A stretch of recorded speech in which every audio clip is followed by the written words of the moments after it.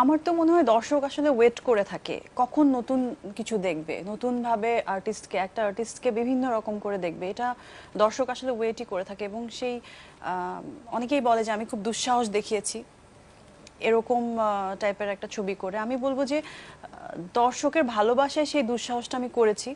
ববিকে তারা যেভাবে অ্যাকসেপ্ট করেছে, তাদের ভালোবাসায় আজকের আমি ববি।